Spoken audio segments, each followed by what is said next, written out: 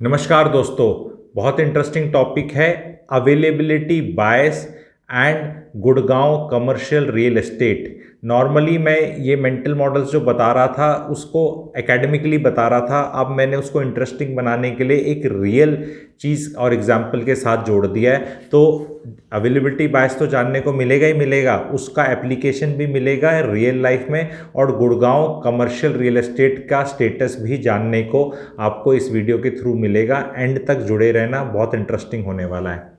मैं आपसे पूछना चाहता हूँ, इंग्लिश में के से स्टार्ट होने वाले वर्ड्स ज़्यादा हैं या के जिन वर्ड्स में थर्ड अल्फ़ाबेट आता है, थर्ड लेटर आता है, वो ज़्यादा है?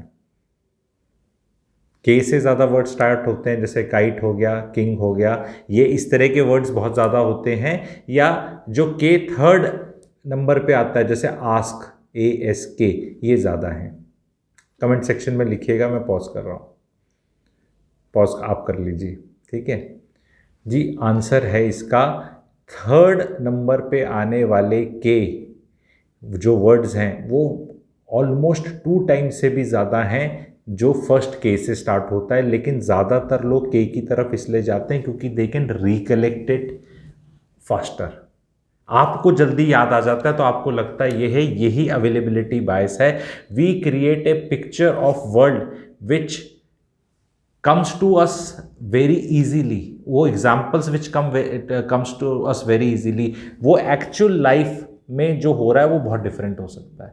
जैसे एग्जाम्पल बोलो, अरे कमर्शियल तो चलेगा, लोग तो बाहर खाएंगे ही, लोग तो घूमेंगे ही, हमेशा चलता है, चला है, रेंटल अच्छा आता है, वो इजी आ जाता है एग्जाम्पल। इसमें एक सबसे बड़ी चीज़ है कि available information which is harder to get, जो इंफॉर्मेशन बहुत हार्डर टू गेट है उस पर हम डिसीजन मेकिंग नहीं करते। जो इंफॉर्मेशन इजीली अवेलेबल है हमारे पास, जिसमें जोर नहीं लगता, उस पर हम डिसीजन मेकिंग करते हैं। तो ये इस चीज़ को इंग्लिश का टर्म दे दिया अवेलेबिलिटी बायस, कि भाई इट इज़ समथिंग लाइक आप शादी में गए, बहुत स्टॉल्स थे, आपको जो आगे सामने दिखे, आपने जाके वहाँ खाना खा लिया, वहाँ कोई एग्जॉटिक कॉन्टिनेंटल कहीं पीछे था, वो आपको दिखा ही नहीं। शायद कोई बता देता तो आप वहाँ से स्टार्ट करते, पर आपने तो पहली पेट चाट पापड़ी खा के पूरा कर लिया, जो आप वैसे भी शायद हर तीसरी चौथी दिन कहीं लेफ्ट राइट खा ही लेते थे। तो उसके बाद एक रिग्रेट आता है कि यार अवेलेबिलिटी बायस था, मुझे तो इतना ही दिख रहा था, मुझे तो इतना ही बताया, किसी ने उस तरफ हाथ नहीं किया कि अरे भाई वो भी तो जाके देख ले। ऐसा आपके साथ हुआ है या नहीं हुआ? कितने लेवल पे जाके मैं एग्जाम्पल्स को समझाता हूँ, इसके लिए लाइक बनता है, रिक्वेस्ट कर रहा हूँ आप लोग लाइक करें इस वीडियो को। अब इसको मैं बताऊंगा कि आपको कैसे बचना है अवेलेबिलिटी बायस से। सबसे पहले तो जो हार्डर टू फाइंड इंफॉर्मेशन है उसको आप सर्च करिए। दूसरा, इंटरेक्ट विथ पीपल जिनकी बातें आपसे एग्रीबल नहीं होती, मतलब आपसे एग्री नहीं करते हैं, उनकी बातें आपसे एग्रीबल नहीं होती। That is one big thing that if you have to overcome this, that you people who think differently from you, people whose experiences of life are different from you, आपके एक पर्टिकुलर एक्सपीरियंसेस रहे हैं life के, जिनके वो नहीं रहे, उनको ढूंढो और उनसे बात करो। तो वो फ्रेश इनपुट्स जब आपको अलग अलग से आएंगे, then it will become very easy for you to take a correct decision.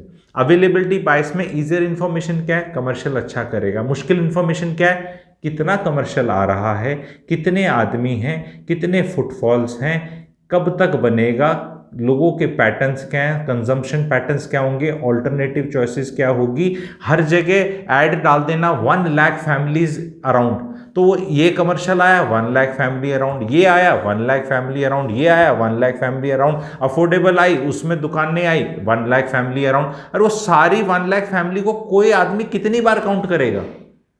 कि वो ऐसा तो है नहीं कि ये आइसोलेशन में ये चीज आई है आपकी और अब कोई आएगी ही नहीं कभी, और बस इन फैमिलीज के पास यही चॉइस है, इसी बिल्डिंग में जाके शॉपिंग करने का, तब तो समझ में आ जाता है।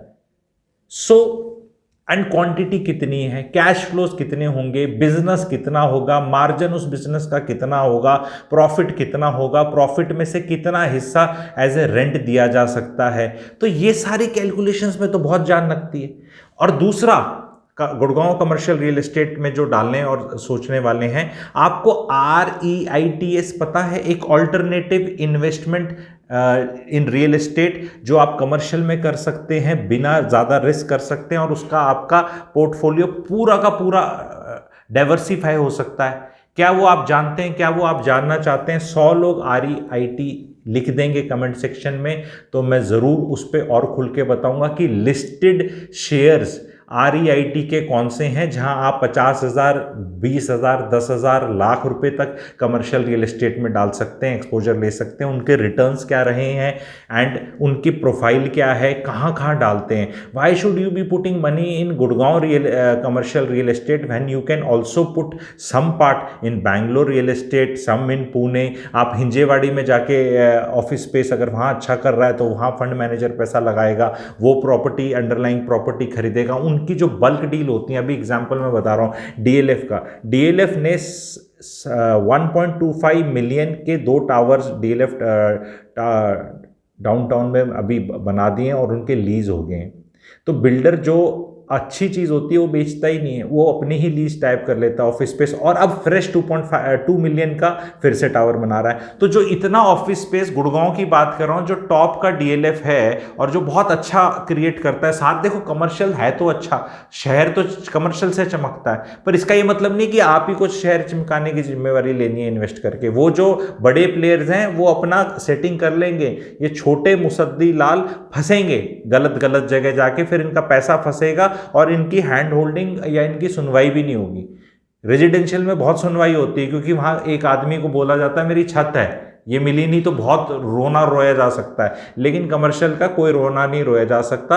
अवेलेबिलिटी बायस पे मत जाओ। अभी पहले मॉल चले, फिर अब वो खाली पड़े, नहीं चलते। हाई स्ट्रीट रिटेल है, वो चला, नहीं चला, और आ रहा है, खाली पड़े हैं 800 दुकानें, और वहाँ सब दुकानों के ऊपर लिखा हुआ है कि coming soon, cafe coffee day coming soon, this brand sketches coming soon कर, वो कमिंग सून भी 1-1.5 साल से पड़ा हुआ है। ठीक है, कोई कमिंग सून नहीं, सबके नाम की फोटो लगा रखी। किधर कमिंग सून है? Haldiram coming soon, Bikaner coming soon, this coming soon, हर जगह सब जगह इस तरह का लगा रखा है। एंड अब नई स्टोरी सुनाई जाएगी SCO प्लॉट्स की, that is the latest kid in the town. तो आप SCO प्लॉट्स पे एक बहुत क्लैरिटी वाला वीडियो चाहते हैं कि SCO प्लॉट्स की सच्चाई, नहीं लेने चाहिए, पहले तो क्लियर बताता हूँ, बिल्कुल नहीं लेने चाहिए। उनको भी सुनाया जाएगा इतनी कंस्ट्रक्शन कर लो, इतने फुट हो जाएगा, इतने फुट का पर फुट मिलता है तो ये ठीक है।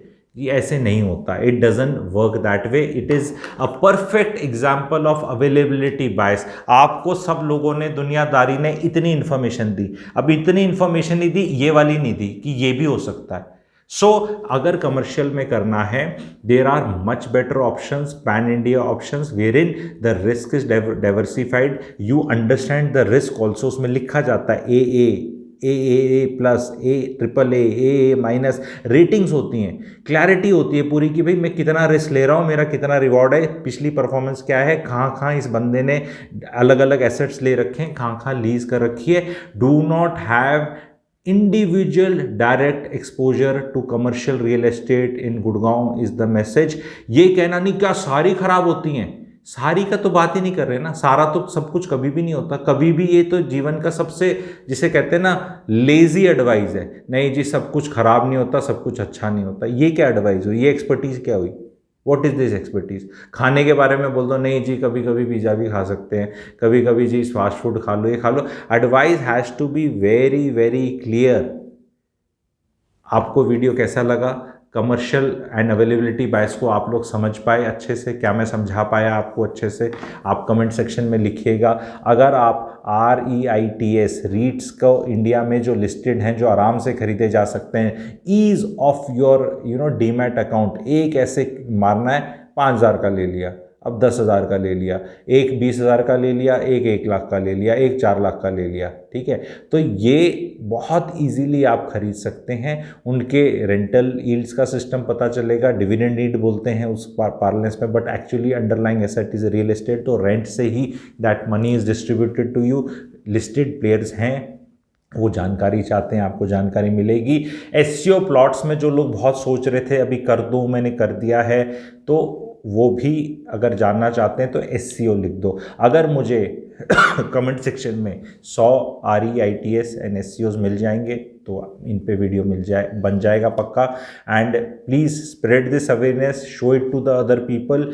You should talk to people who are devil's advocate also. Just because you think it is good, you should also be having patience to hear the counter view also. Because again I keep telling, past returns are not indicative of future returns. लिखा जाता है ना सारे mutual fund में, हर जगह investment में बताया जाता है ना, past is not indicative of the future. So ये पास्ट की रोटी, एंड पास्ट भी कोई अच्छा नहीं है, पास्ट में फंसे हैं, मैं तो यही कहूँगा पास्ट भी कोई अच्छा नहीं है। या तो हो ना कि हाँ भी इस हीरो की 10 पिक्चरें हिट हुई हैं तो 11वीं भी हो ही जाएगी, नहीं तो मतलब चांसेस ज़्यादा हैं, ऐसा भी नहीं है। क्योंकि उसमें मैंने एक बहुत अच्छे एग्जाम्पल से, दूसरे एग्जाम्पल से आप लोगों को समझाया था, सर्वाइवरशिप बायस। सर्वाइवरशिप बायस क्या होता है? जो बच जाता है वो दिखाया जाता है। वो कितना अच्छे एग्जाम्पल से मैंने बताया मेरे decision making series, I hope आप लोग देख रहे हैं। डिसीजन मेकिंग सीरीज में मैंने सर्वाइवरशिप बायस से बताया, उसको भी आप गुड़गांव रियल एस्टेट से बोल सकते हैं कनेक्ट करके। जी ये देखो रेस्टोरेंट कितना अच्छा चलता है, 10 खुले नहीं चले, उनका क्या हुआ? वो पड़े हुए हैं, खाली पड़े हैं, वो क्या? तो हम क्यों रिस्क लें? Why should the retail provide exit to the HNI? Why should Musaddi Lal provide exit to the शाना इन्वेस्टर? शाणे इन्वेस्टर का शाना सलाहकार, शानी टीम, ठीक है। और ये अवेलेबिलिटी बायस से सफ़र करने वाली जनता, और इनको पैसा मिल गया कहीं का। वो पैसा इनका कमाया हुआ नहीं है, कमाया हुआ होता तो भगवान उतनी अकल दे भी देता है, ये भी एक सच्चाई है, डर पैदा कर देता है क्योंकि अपने हार्ड अर्न्ड है, पर मिला हुआ है कहीं का।